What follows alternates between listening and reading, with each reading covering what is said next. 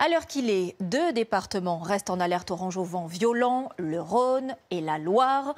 C'est la tempête Nelson qui frappe désormais dans les terres. Des rafales jusqu'à 112 km/h ont été enregistrées à Lyon.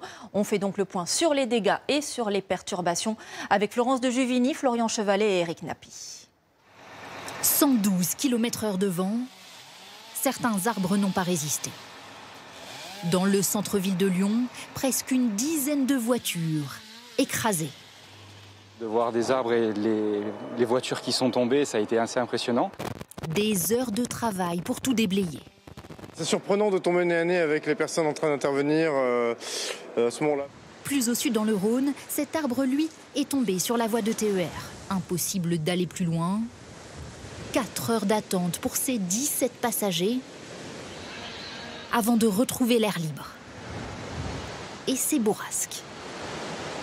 Ah oui, pardon. Voilà. Je vous laisse vous diriger vers le taxi qui a le coffre ouvert. Bonne journée. Suite du voyage en taxi. Moi j'ai travaillé toute la nuit, on est resté bloqué depuis ce matin 5 heures, ça commence à être long quand même. Une matinée envolée.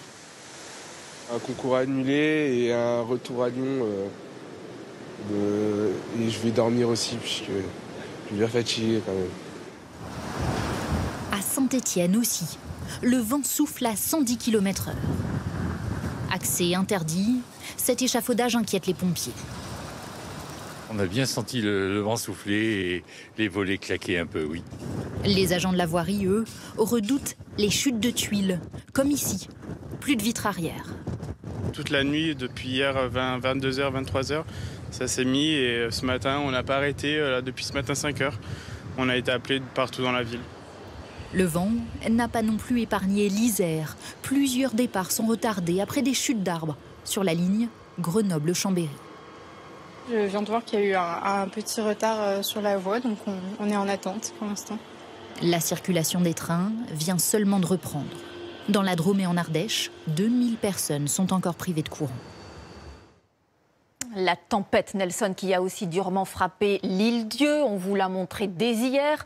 Une 60aine de maisons touchées et des arbres arrachés. Tout remettre en état va prendre beaucoup de temps. Nicolas S. et Renan Hélec sur place. Réparer les toitures, depuis hier, c'est la priorité d'une partie des habitants de l'Île-Dieu. Pierre, lui, est arrivé spécialement du continent pour découvrir l'ampleur des dégâts dans sa maison. Quelques tuiles arrachées et des objets tombés dans son jardin. Il est surpris par la violence du vent.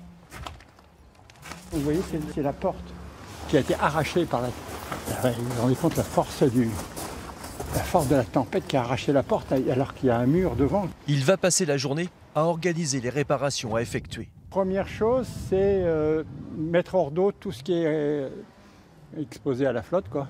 Et puis ensuite, faire la déclaration à l'assurance. Juste à côté, Karine constate les dégâts. Les tuiles ont volé et puis sont rentrées directement dans la voiture. Donc elle a été un peu réparée hier en attendant. Une voiture abîmée ou des volets cassés, elle a déjà une idée du montant de la facture. Si on voit tout dans le détail, il y en a pour plus de 50 000 € en fait. Parce que tout était neuf en fait ici et tout a volé en éclats, quoi. Ça peut paraître juste sale comme ça, mais en fait non, il y a beaucoup de travail à faire. Dans le quartier, la solidarité s'organise. Ses voisins sont venus enlever des branches tombées sur cette propriété. Là, je déblaye mon bois qui gêne. Voilà. Parce que j'en ai partout, alors j'ai une maison qu'il faut que je dégage. Sur les toits, les couvreurs ne chôment pas. Tous les professionnels de l'île sont mobilisés. Cet artisan a dû s'organiser pour répondre aux demandes. Travailler sur ce hangar va lui demander plusieurs jours. On va découvrir tout ce qui est les mauvaises tuiles, on va les foutre en l'air. On va garder les bonnes pour recouvrir sur celles-là. Et après, on bâchera le côté. Pour arranger au mieux, il faut dépanner les gens. Du côté des routes, les équipes de la ville sont mobilisées. Déjà sur cet axe hier, elles ont enlevé des arbres tombés sur plusieurs centaines de mètres.